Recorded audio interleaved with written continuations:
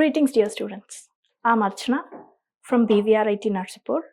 I'm working as Assistant Professor in the Department of Biomedical Engineering, and this semester I'm handling sensors and transducers for medical applications. Today, I'm going to tell you about the temperature transducer. We have a thermoresistive transducer, which is RTD. So, RTD is a thermoresistive transducer. It is a resistance temperature detector. So, basically in the RTD, the resistance of the material changes when it is subjected to a temperature change. So, how do we think the temperature affects the material resistance? Now, let's look into that. So, atomic vibrations. We know that every material has atoms in it, and for solid, it has a very strong lattice, but also we also know that atoms in that material are not static. They have their own motion. Even they are at the equilibrium state, they have their own motion, which means this atoms here vibrates by staying in their own position. So that is atomic vibrations. Now, when this material is subjected to when a current is passed through this material, it causes the electrons to flow through these atoms. When this free-flowing electrons starts hitting these atoms, they collide with each other, and there it opposes. With this collision, the electron starts, the free flowing of the electron is obstructed. With this, the resistance property comes into the picture. So, whenever we subject these atoms with heat, or the temperature is being given to this atom, it causes the atoms to move more rapidly, and because of this thermal agitation, the atoms starts to move more rapidly. Because of this more rapid movement of these atoms, the electron start colliding with the atoms much more rapid than previous. Because of this, the resistance build up in this material and causes the resistance to change with change in the temperature. As I said, the atoms will be moving more rapidly when subjected to temperature, which tells us as temperature is increasing, we have the resistance of the material is also increasing, which states that they have linear relationship between them, which is the resistance and temperature is directly proportional to each other. As temperature increases, the resistance also increases. We have to keep one more thing in the mind, that some materials have a different materials have different resistivities, and so that material specific property should also be taken into consideration while we are going for making of an RTD. So now in the previous class we have seen different types of classifications, right? So that classifications based on power, we have something known as active and passive, right? So active is something that self-generating transducer, right? They are self-generating transducer, whereas a passive is non-self-generating, right? This is what we have discussed in the last class. Now, do you think is RTD a active or a passive transducer? Yes, absolutely. Yes, RTD is a passive transducer, because as I said before, when we are subjecting this material with some electricity, then only the free electrons are passing, right? This free electrons is colliding with the atoms and giving us the change in the resistivity of the material. So here we are giving an external source to the RTD material, right? The material. So because of that, RTD is considered as passive transducers. We are using a external source.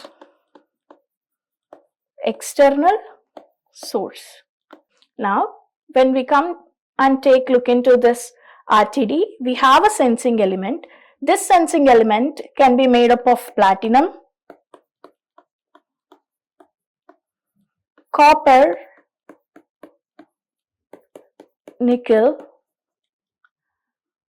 or Balco material, and many others. Depending upon their resistivity characteristics, we will be opting which one of the material to be used as sensing materials. First thing, most commonly used industrial application RTDs employs platinum, and some industrial applications will be working out with the copper, because at higher temperatures these materials will give a very good linear relationship between the temperature and the resistance. So you have a lead support which protect our leads. Like as I said, the RTD needs to have a supply, right?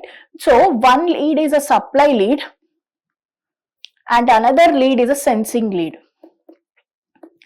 So in order to support these leads, we have a lead support and we have the sheath around it. This sheath acts as a insulator. This provides insulation to the sensing element, and we have mounting thread to fix up this RTD into the housing. Then you have connecting leads which connects to the Wheatstone bridge or any external measuring circuit.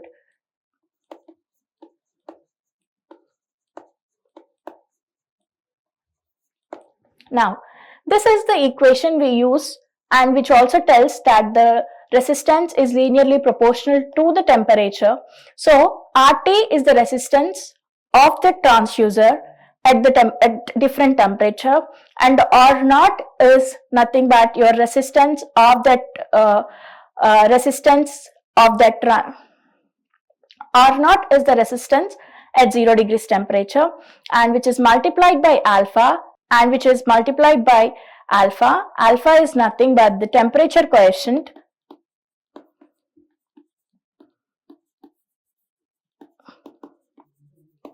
and T is the temperature at we are measuring the resistance, and T is the temperature at which we are measuring the resistance. Then we'll see the characteristics of RTD. Generally, we plot it between the resistance and the temperature. So as you can observe, the resistance and temperature is linear. And then here we have relative resistance was the temperature for different materials. Like I told, as you can see, the platinum is linear throughout till more than 1000 degree temperature, like relative resistance. As you can see, the platinum is having a very linear relation between the temperature and resistance even at the higher temperatures of 1000 degrees centigrade. But if you see the materials like nickel and Balco, they are not linearly varying after the temperatures of 400. And if you see the case of copper, after it reaching the 1000 degrees centigrades or somewhere near the 1000 degrees centigrades, it is affecting. But when you see the copper, after reaching 1000 degrees or near to the 1000 degrees, the resistance and temperature relationship is, but when you see copper, the resistance and temperature relationship is varying after a very higher degree temperatures. Hence, the platinum is the material which is mostly used because it is maintaining a linear relationship between the resistance and the temperature. So we have different types of RTDs. Like first one is thin film RTD element resistance circuit. So basically we have a pattern. We use a material like platinum or any kind of any other material I have mentioned before as a pattern on the ceramic chip. Like you have a base, and on that base you will be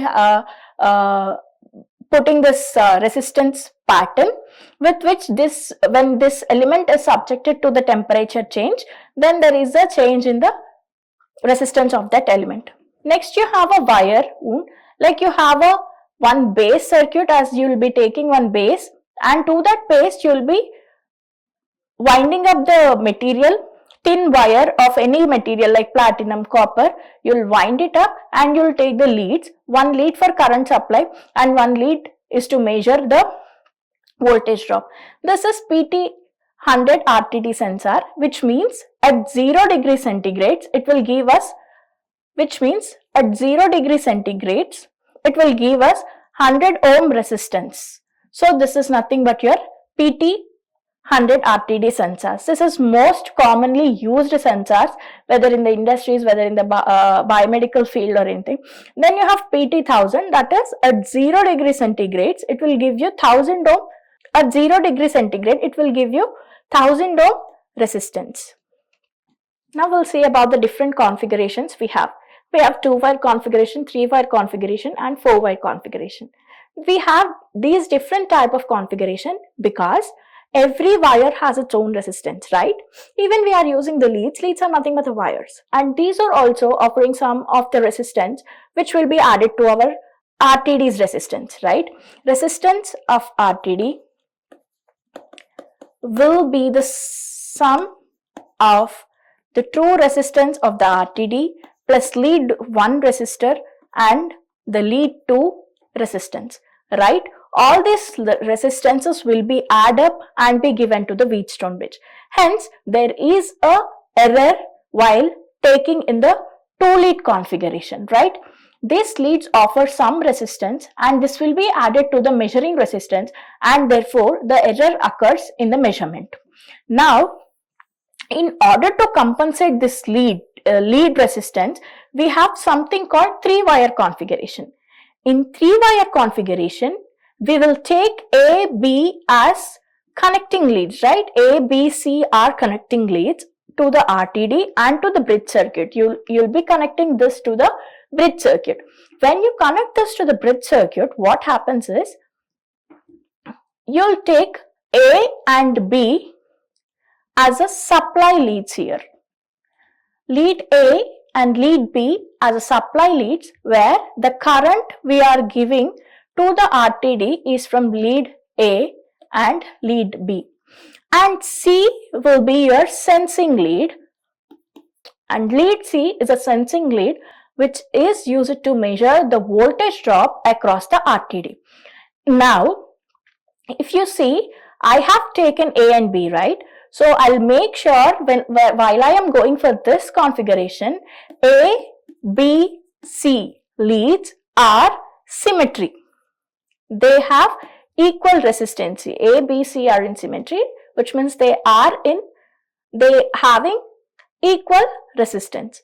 When these two elements have, like lead A and lead 2 have the same resistance, when it is given to a bridge, it compensates it, and the only resistance which we presenting while we using 3-wire configuration is because of the lead C. So here we can, with 3-wire configuration, we able to subtract the lead 1 resistance, right? Now, in order to for complex measurements, when you need to have a very accurate measurements, you need to go for 4-wire configuration. Generally, we go for 3-wire configuration where accuracy requirements are low. Like if you give plus or minus 2% of accuracy is fine, then you go for 3-wire configuration.